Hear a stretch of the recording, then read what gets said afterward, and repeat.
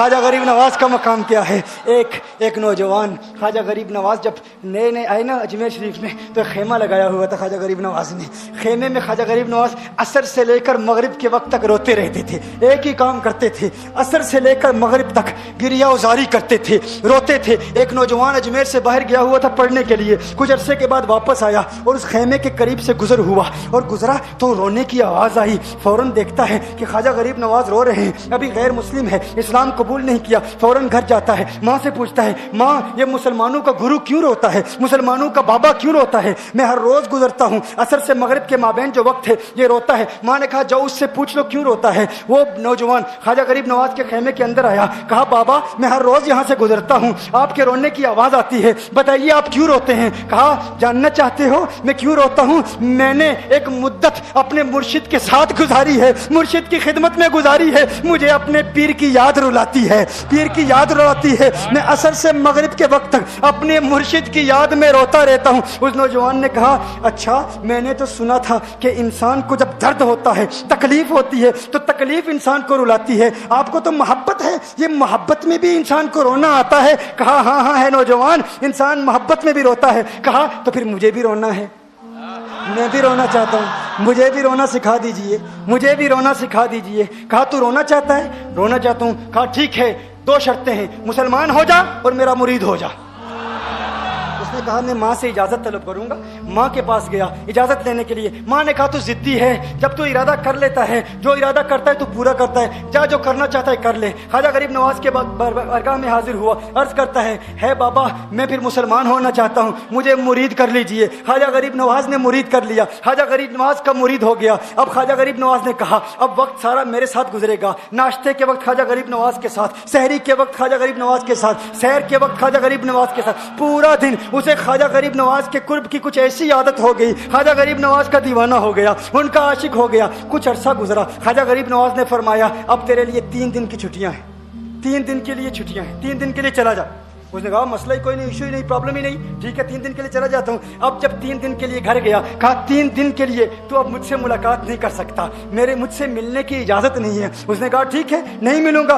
گھر گیا, جب پہلی رات پہلے دن جب گھر گیا, یہ وہ نوجوان تھا جو 3 روٹیاں کھایا کرتا تھا, آج ایک لقمہ بھی نہیں کھا پایا, ایک لقمہ بھی نہیں کھا پایا. اسے کچھ ہو گیا, کہہ رہے مجھے کچھ ویکیوم سا محسوس ہو رہا ہے, کچھ دل میں کمی سی محسوس ہو رہی ہے. یوں وقت گزرتا گیا, رات کا وقت آیا, آنکھ نہ لگی, سو نہ پایا, تو مکان کی چھت پر چلا گیا. ماں نے دیکھا بیٹا چھت پر کیوں چلا گیا؟ ماں چھت پر جاتی ہے, بیٹے کیا ہوا؟ کہا پتہ نہیں ماں, میں تو فوراً سو جاتا تھا, آج نیند بھی نہیں آ رہی, آج کھانا بھی نہیں کھا پاتا. ماں تو چلی جا. ماں چلی جاتی ہے. یوں جب سحری کا وقت ہوتا ہے اس کی آنکھوں سے اشکوں کی برسات جاری ہوتی ہے, اس کی آنکھوں سے اشکوں کی برسات جاری ہوتی ہے. وہ رو رہا ہے, اس پر رکت تاری ہے. ماں آتی ہے, بیٹے کیا ہوا؟ کہا ماں مجھے پیار ہو گیا ہے, ماں مجھے محبت ہو گئی ہے, ماں مجھے عشق ہو گیا ہے. جا غریب نواز کے پاس, کہا مجھے بلا لو. اب یہ جدائی برداشت نہیں ہوتی, اب مرشد کی جدائی برداشت نہیں ہوتی. ماں فوراً خواجہ غریب نواز کی بارگاہ میں حاضر ہوتی ہے.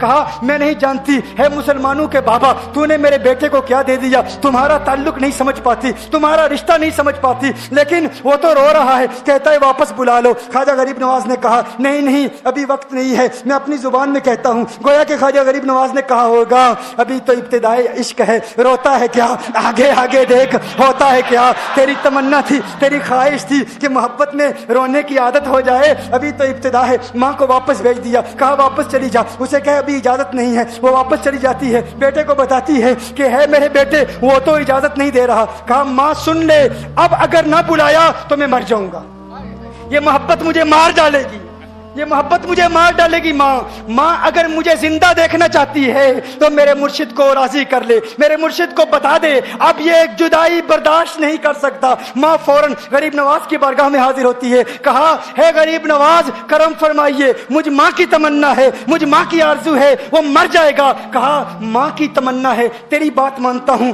جا اسے واپس بھیج دے. وہ فوراً بھاگتا ہوا خواجہ غریب نواز کی بارگاہ میں حاضر ہوتا ہے. اس وقت خواجہ غریب نواز اپنے مریدوں کو درس دے رہے ہیں, ایک مجمع لگا ہوا ہے. وہ فوراً خواجہ غریب نواز کے دروازے پر کھڑا ہوتا ہے اور پھر مرید یہ منظر دیکھ رہے ہیں. خواجہ غریب نواز کو دیکھتا ہے, خواجہ غریب نواز اسے دیکھتے ہیں. اور میں نے کہا تھا نا نگاہ مست ملائی تو میں پلا کے اٹھے, جہاں وہ بیٹھ گئے میں قدا بنا کے اٹھے. خواجہ غریب نواز نے اس کی آنکھوں سے آنکھیں ملائی اور پوچھا اب پتا چلا محبت میں رونا کیسے آتا ہے, اب پتا چلا.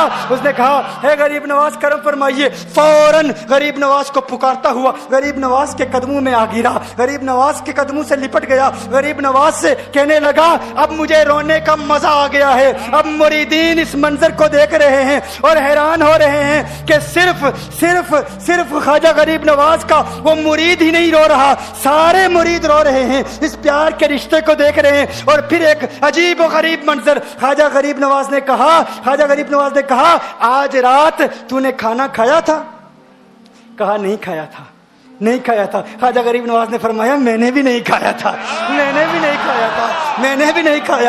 اس نے پھر خواجہ غریب نواز نے فرمایا آج رات سویا تھا؟ کہا نہیں سویا تھا. کہا آنکھ مجھے بھی نہیں لگی, نیند مجھے بھی نہیں آئی. یہ منظر سب مرید دیکھ رہے ہیں, وہ مرید بھی رو رہا ہے اور خواجہ غریب نواز کی آنکھوں میں بھی اشکوں کی برسات جاری ہے. یہ وہ رونے والوں کا مقام ہے.